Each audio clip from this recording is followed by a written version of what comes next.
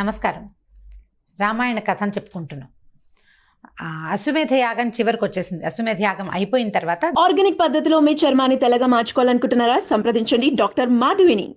దశరథ మహారాజు ఏం చేశారట, తన వంశాభివృద్ధిని కోరి తూర్పు పడమర ఉత్తర దక్షిణాల్లో ఉన్న తన రాజ్యాన్ని ఈ హోమ విధికి సహకరించిన నలుగురికి దానం చేశారట. 4 దిక్కులలో ఉన్న రాజ్యాన్ని ఎవరెవరికి ఏమి ఇచ్చారో చూద్దాం. చూడండి, తూర్పు రాజ్యాన్ని హోతకి, పశ్చిమ వైపు ఉన్న భూమిని అధ్వర్యునకు, దక్షిణ దిక్కు రాజ్యాన్ని బ్రహ్మకు, ఉత్తర దిక్కు నుండే రాజ్యాన్ని ఉద్గాత. వీళ్ళు నలుగురు హోమ విధిలో సహాయపడేవాళ్ళు. నలుగురికి 4 పక్కలు దానం చేస్తే వాళ్ళు ఏమన్నారట అంటే అప్పుడు ఆ దానం ఇవ్వటం అనేది పూర్వం యాగం చేసినప్పుడు బ్రహ్మదేవుడు కూడా చేసేటట. అదే విధంలో ఈయన కూడా చేశారు.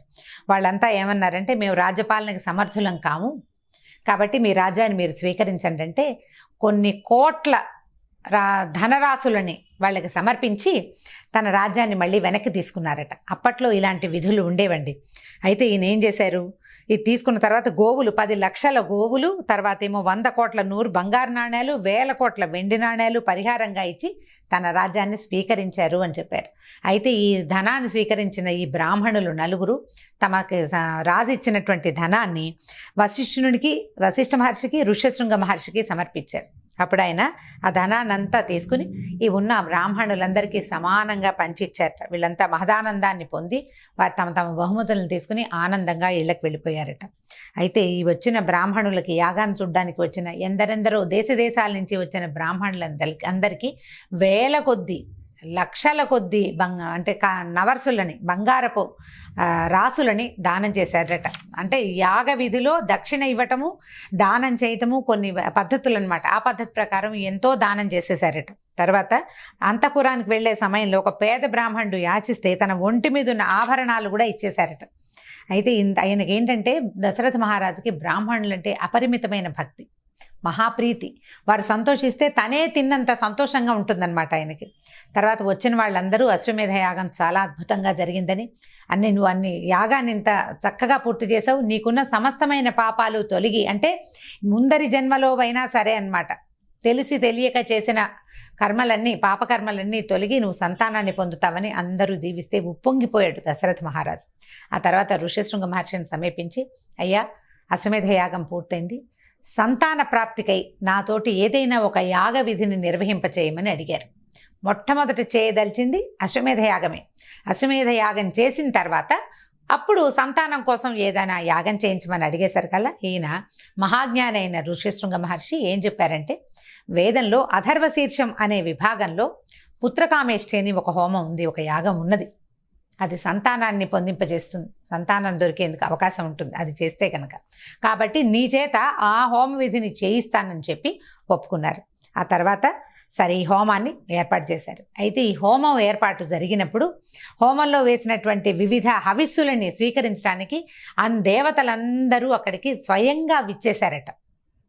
ఆల్రెడీ అశ్వమేధ యాగం అప్పుడు హవిస్సులు తీసుకున్న దేవతలు మళ్ళీ యాగం చేయబడుతున్న చోటికి స్వయంగా విచ్చేసి ఆ సమయంలో బ్రహ్మదేవుడు కూడా వచ్చేసరికల్లా వీళ్ళు దేవతలంతా ఇలా అడిగారట బ్రహ్మదేవుని, విధాత, నువ్వు ఎంతో అద్భుతమైన వరాలిచ్చి రావణాసురుడనే వాడిని విపరీతంగా పెంచావు.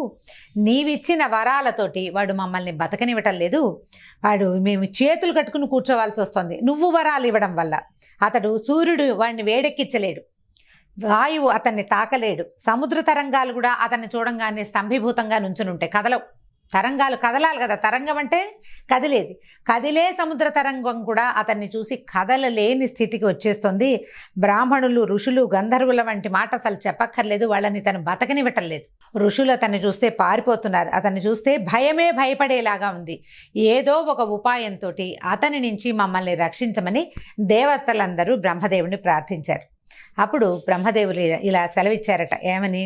రావణాసురుడు దేవయోనులన్నిటి నుంచి మరణం లేకుండా వరం పొందాడు, కానీ ఒక చులకన భావంతో మానవుల నుంచి మరణం లేకుండా అడగలేదు, ఆ కోరిక కోరలేదు. కాబట్టి ఆ చిన్న లొసుగు, ఆ చిన్న ఏర్పాటు వలన, చిన్న ఒక వాక్యాన్ని ఒక పదాన్ని అతను వదిలిపెట్టేయటం వల్ల ఆ పరమోత్కృష్టమైన మానవ జన్మని తను స్వయంగా స్వీకరించడానికి భగవానుడైన శ్రీమన్నారాయణుడు ఉద్యుక్తుడయ్యాడు. అదే సమయంలో ఈ పుత్రకామేష్టి యాగం జరుగుతున్న అగ్నిలోంచి ఒక మహాభూతం ఒకటి ప్రత్యక్షమైందట ఈయనకి.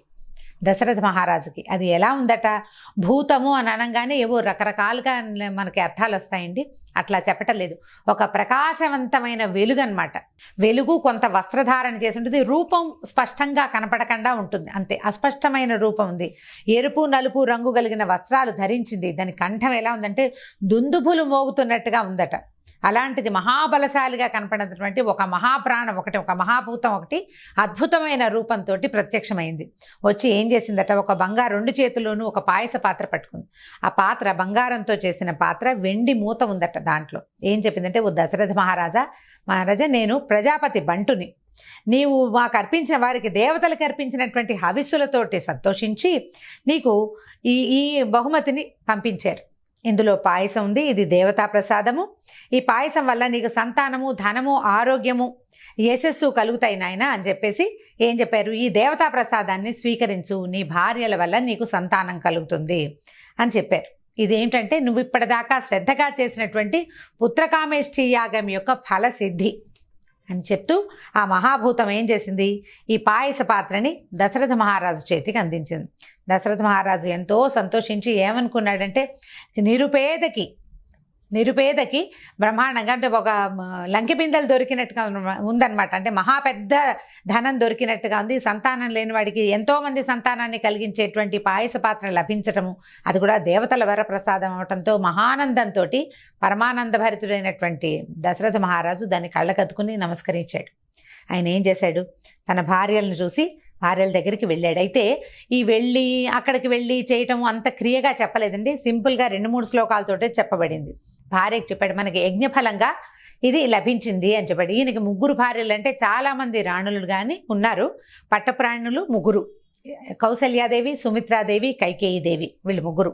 అయితే ఏం చేశాడట, అమ్మ ఈ పాయసాన్ని భుజిస్తే మనకి పుత్రులు కలుగుతారు, ధనధాన్యాలు వృద్ధి అవుతాయి, ప్రజలంతా ఆరోగ్యంగా ఉంటారు అని చెబుతూ తన చేతిలో ఉన్న పాయసంలో సగభాగాన్ని మొదట కౌసల్యాదేవికి ఇచ్చారు.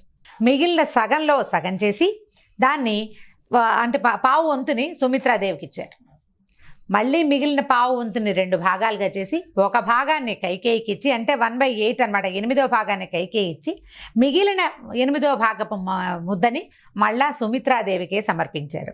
ఉత్తమ గుణవంతులైనటువంటి ఈ రాణులు 3 ఎంతో సంతోషించి ఆ పాయసాన్ని మహాప్రసాదంగా భావించి స్వీకరించారు. కొంతకాలం తర్వాత మహారాణులు 3 గర్భవతులయ్యారు. దశరథుని మనోరథం ఈడేరింది.